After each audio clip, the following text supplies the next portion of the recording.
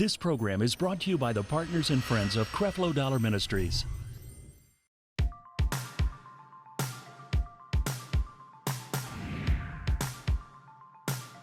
There's going to be something that's going to be benefiting me, that's happening in the body of Christ. I want to be present. And in all honesty, my faith has gone from like here and I thought I had faith to like I can't explain how far it's gone. Oh, it's time. You got to hear this. Register today at CrefloDollarMinistries.org or call or text the numbers listed on the screen. This is your world, so let's vow to make it a better place. Let every heart that needs to know your love is here to stay. It's time we live a new life. Let His love shine bright in you. We're saved by His grace, so we embrace your love today. We are changed. Welcome to a special edition of Changing Your World, where we put the spotlight on the Grace Life. Now, today is the first of 5 classic episodes airing this week, all featuring stories from people from all walks of life who have experienced God's unmerited and undeserved favor and grace. Now, no matter what you have done, what mistakes you've made or think you've made, God's grace and His forgiveness are non-judgmental and available to you the moment you ask. In today's story of grace, you'll be introduced to Reagan, who was seduced and trapped within the world of pornography. Reagan encountered God's amazing grace, empowering her to leave her past behind and to live out her best future. And you too can receive that very same grace in your own life. Watch this.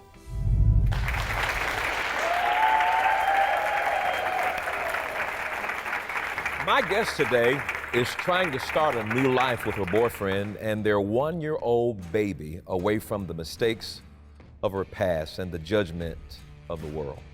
Now, would you please join me in a very warm welcome, Reagan, to the show, to Your World Today. Welcome to the show, and thank you so much for being here today. We call it Your World because I find it instructional, I find it informative, and I find that it strikes a chord with people when we allow our guests to take us into your world. Let's start when the sexual abuse started at age 6 and walk us through that. So my mom, she was a very good mom at the very beginning, but once I was like 6 years old, she started messing around with this guy, and she was like getting really bad on drugs. So my grandparents had took her to court, and from what I was told whenever I was younger, she didn't want to take a drug test, so she just waived her rights to me. And whenever my mom, she didn't want me, that's what I feel like. It's just like, why? So I would always try to be with my mom no matter what. So I was always taking her side whenever people would talk about her and say she was doing all this stuff. And she started dating that guy, Jerry, and we were getting to see her. I noticed things weren't right. And he would be like riding in the car with me, and like he would have his hand like in the middle of my thigh. And then it like progressed from there. Like he would put like porn on in the TV before school when my mom wasn't there, like if maybe she had to go to work or something early, and like. So he would play porn when you were about what, 5? 6 or 7. I was like probably in 1st grade. He never like went any further than just touching me and like making me watch stuff with him. It's still called abuse. You were far too young to have been put into situations like that, having your whole mental and spirit open to porn. All of that is abuse. And I think it's important for our audience to recognize what abuse is, whether it's verbal, emotional, sexual. There had to be a lot of emotional pressure. I want to even go so far as to say trauma on you as a six-year-old? Definitely took away a lot of my childhood because I was always the one who was trying to make sure my sisters were okay. She stayed with him for a very, very long time. She went back and forth with him. No matter what happened, he abused her, she abused him. It was never good. It was always very toxic between them two. So how long did the abuse last with you, from 6 years old to about what, when you were a preteen or what? Yeah, so it stopped with that whenever my mom we got taken away from my mom. It was pretty, nothing for a while. And my half-sister's dad had moved us to another city. We left living with my grandparents half the time and were with him for the whole time. All of a sudden, in 8th grade, I just started feeling really weird. I just remember hearing clicks, whenever you take a picture on your phone, it makes that shutter noise. Then I noticed that he was taking pictures of me. Every time I would bend over, or if I was wearing short shorts and I was doing the dishes or I was cleaning, I told my stepmom, my dad's taking pictures of me from behind and I'm scared of him, and he's been coming in my room at night. One time at the old house before we had moved, he had came in from being out at night, and I woke up and he was on top of me. And I was like, Dad, and he was like, oh, I thought you were Gina, saying her name. And I told her all these things. As soon as he got home, she told him, this is what Reagan's saying, Reagan, I'm so sorry you had to go through that. I mean, my heart just, to hear this story, it's so disturbing to know you had to go through it. I thank God for his grace that you made it out. But the story goes a little further now as a result of this. Well, that went even past that. I didn't get out of that house until I was 17. Wow. And it had went further. When she had told him, he took me on a drive in the truck and was nailing me down, telling me cussing at me, saying all these things, why would you say all this, hitting me in my forehead with his fingers and pushing on me and stuff. But I let it go, but then it went on to, I always wanted to be a bodybuilder, and I wanted a bodybuilding.com account, and he's like, okay, well, we can make one for you, but I'll run it because there's creeps on there. I was like, okay, so he had me put on a swimsuit and he took pictures of me. And then that kept going on and on and on. Then he would order outfits off of the internet. He's like, oh, I bought this for Gina, but I need you to try it on for me to see if it fits her. And so I would try it on, but it was lingerie. Is Gina your mom? My stepmom. Stepmom, okay. Yeah. And then he would get me to drink, and he would tell me, oh, don't be a pansy, oh, drink this, pretty much pressuring me into drinking alcohol to the point where I would black out. And I really don't remember a lot of things that happened, but it started going on to him having me dance for him and having me give him lap dances and telling me, oh. Oh, your stepfather? Yeah, telling me, oh, move your hand over, let me see your boobs. And I would try to make up something and say no, I don't want to, they're ugly, blah, blah, say something. Reagan, let me ask you something. I want to make sure that I'm following you and our audience following you. You went from your biological mother back to your father, who you later on found out was not your biological father? Yeah. So you're staying with your... half-sister's dad. Yeah, and his wife. Yeah. Okay, and not your biological mother and father. Right. I don't know my biological dad. Okay. And this abuse, I mean, this is crazy. I mean, who does that? That is just so abusive. How did it take you to this point where you're going through all of this abuse and you end up in, was it California? Yeah, so I left his house to live with my grandparents, and I had went to go try out for the wrestling team at Wayland Baptist, which is the university that I was going to. So now we're at the Christian University. Mm-hmm. Okay. And you went to try for the what? The wrestling team. Yeah. So you're a wrestler? Yeah. Don't mess with you. Yeah, and they had let me sign with them. So that summer, after my first semester at Wayland, I was being a promoter for a club in Dallas, just a regular club. and the owner of the hotel at the Crown Plaza was hosting this thing called Exotica. I didn't really know what that was, but it's like pretty much like a sex convention. But I wasn't like doing anything. I was just hosting the after parties. But they had put me and another girl into the finals round of this competition, like on the stage for Miss Exotica. We were like dancing and stuff, and then like I crowd surfed, and then I won like $500. And there was like a video of it. And when I went to school, after that summer had happened, that was like everywhere. Like the video? Yeah, and they're like, oh, she's doing porn, like blah blah, and I was like, no, I'm not. Like I didn't. I was just hosting the event. Like I don't do that. But from that event, I got like a lot of people like talking to me and telling me, oh, we'll fly you out here and we'll pay you. So there was this thing, it was just a solo thing. It was just by myself, not with anybody else. And so I was like, okay, cool. So I went and I did that. That's when everything went bad. Like when I went there, I didn't know that it was gonna be like that. Like I thought it was just gonna be like maybe just some lingerie and like no bra or something. But it was like he's like, every little shoot was like more and more, him telling me to do more and more stuff. And so I don't even know like how like the pictures or anybody like found out. Only 2 people knew about that. So it had to be one of the 2 who told everybody else that I had done this. And then it just like spread like wildfire through the whole school.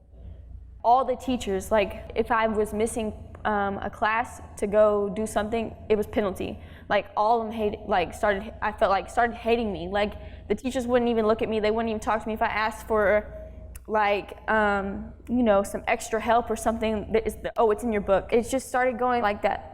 And so I was just like, what's the point of me even being here? Like I'm asking for help. Like I'm trying to fix my grades. I'm trying to get better with my relationship with God.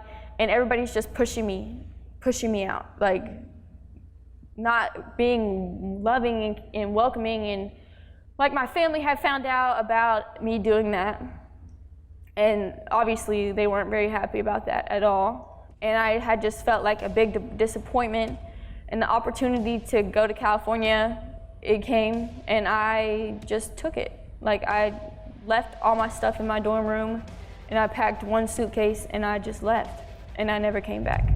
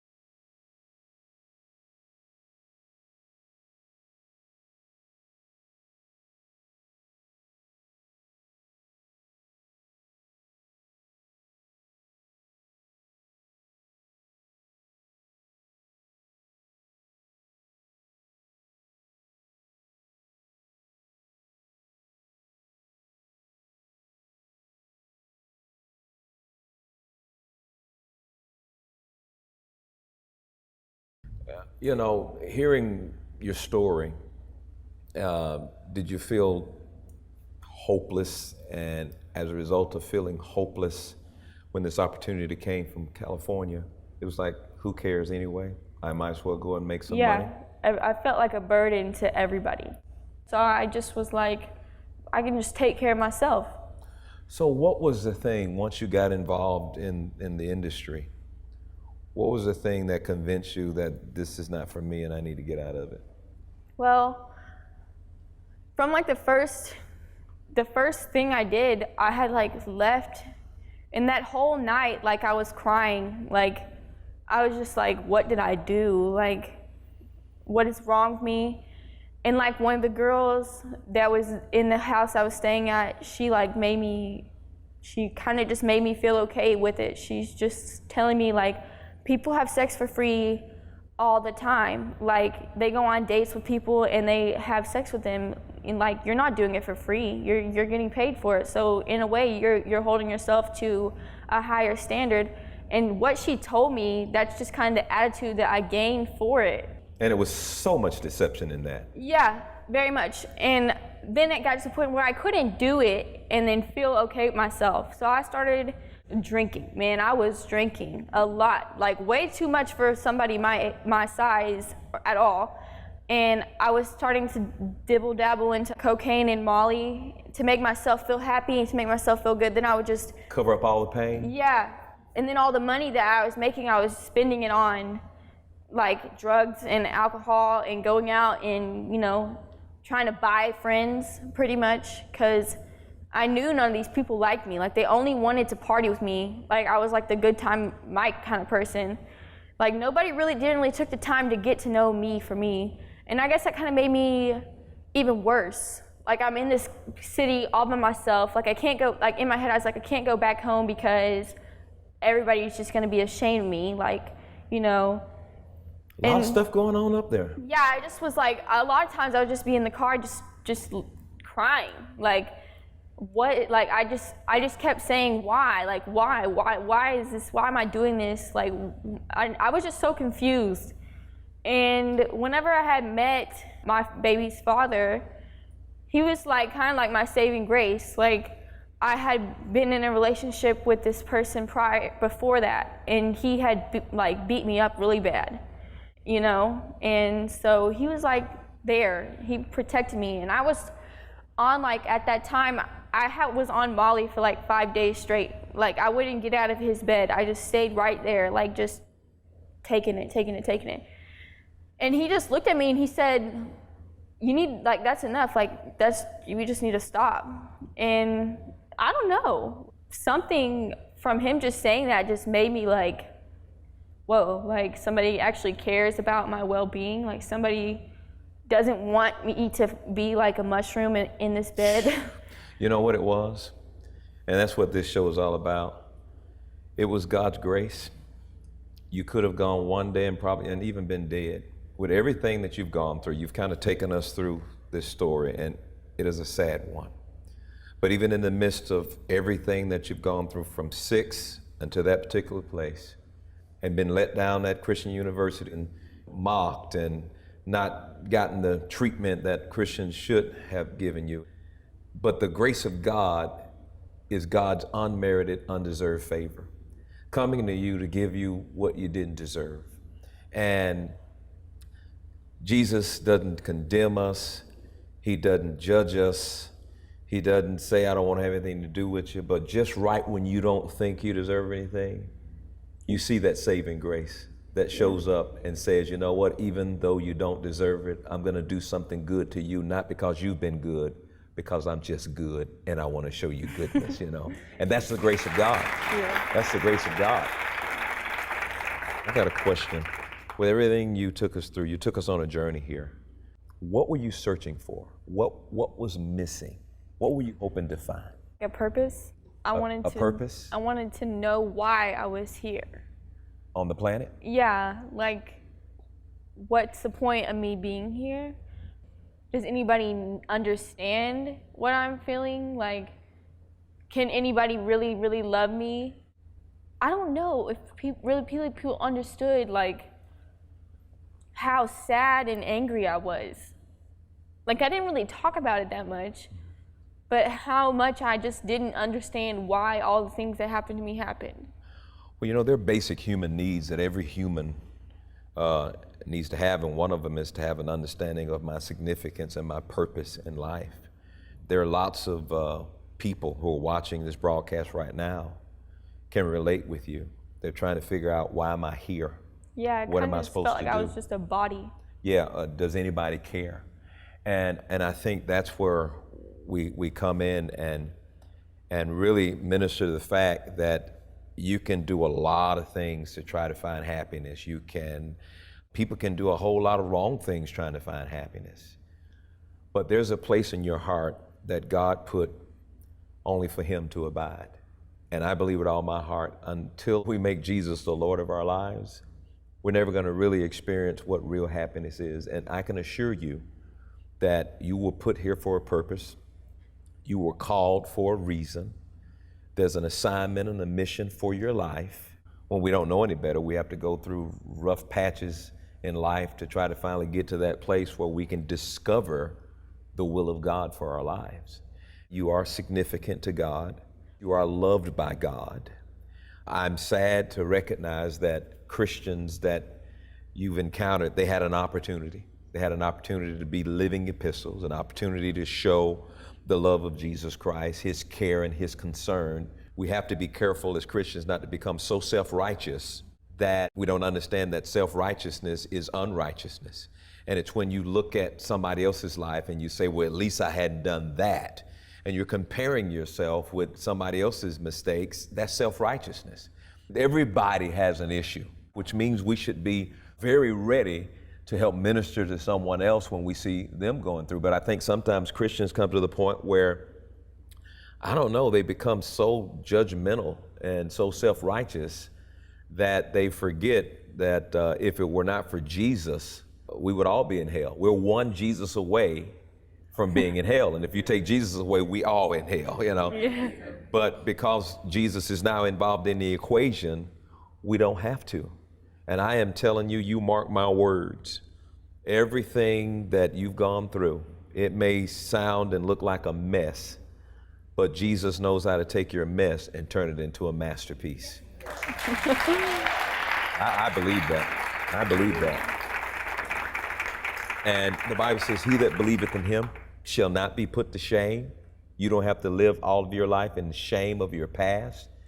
Jesus died and shed his blood so he can deal with and forgive you of your past sins, your future sins, and your present sins. And here's the big thing, is when we don't value ourselves, it becomes very difficult for other people to value us. And you have to live with this. Nobody has the right to devalue me. Nobody. And from this point on, I want to encourage you to make that a living part of your life. Nobody gets to devalue me. I am valuable. And those people who refuse to value you, you don't need those people in your life devaluing you. You don't need them. You're valuable. You're valuable. And it's not too late. You are prime and ready to receive all that God has to offer. He's just waiting on you to say yes. Sometimes your pain and your testimony can be turned around to be used as a tool to rescue somebody else's life. Not everybody could have gone through what you've gone through, but you made it, baby.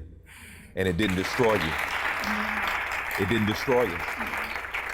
And so now you have this opportunity to take what you know, not what you read, to take what you know, not what you studied a course and thing, to take what you know, and with conviction and passion, you'll be able to now come and rescue people when you were not rescued, to be able to come in and minister to people when you were not ministered to. And I believe with all my heart as I sit here with this wrestler, I am prophesying to you right now that the best is yet to come. The best is yet to come. You hear what I'm saying? Yeah. You're not just some nobody that's just been through a whole lot of abuse. You are a message and you are a ministry in preparation that will go and rescue somebody else's life. And I believe that the grace of God is on your life, and that grace is going to increase in your life. You watch, you watch, you watch. I will. Yeah. Don't you appreciate our guest today? You know, I talk about the grace of God every week on this program, and there's nothing you have done that disqualifies you from receiving God's love and the good he has in store for you. No, you may not deserve it. I understand that, but that's the point. Grace is God's unmerited, unearned favor that is extended to you. Now, this could be the day that you finally stop trying to justify your actions, stop living in shame, and receive grace that God has for you and that God has waiting for you. Now, before I go, stay connected with me on Facebook, Instagram, or Twitter. I'll see you next time as Christians We should strive to share God's love to everybody we meet. Our church and other Christian institutions should be a place of safety where those who have made mistakes can come and experience the unmerited, undeserved favor of God. I believe that God can heal. I believe that God can recover and deliver you. I believe that God can make a way where there is no way. Now, I want you to notice something. I said that as Christians, we should be ready to minister when we have that opportunity. When the opportunity comes, don't miss on your opportunity. It's an opportunity to make a mark that can never be erased. I love you guys. See you next time.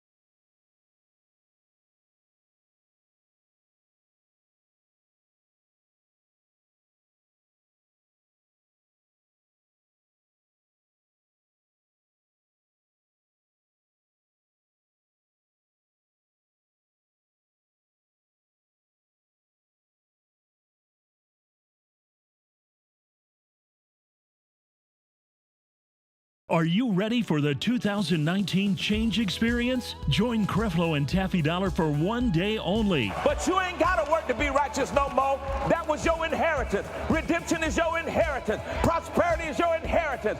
Peace is your inheritance. It is your inheritance. Jesus has died. So by right, you can get everything now, and he is here to make sure that he executes. Session times will be at 10 a.m., 2 p.m., and 7 p.m.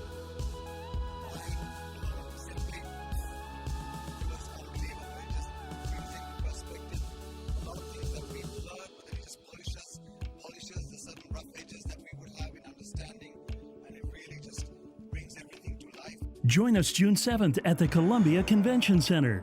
For more information on how to register, visit CrefloDollarMinistries.org. We can't wait to see you there. It's easy to lose the meaning of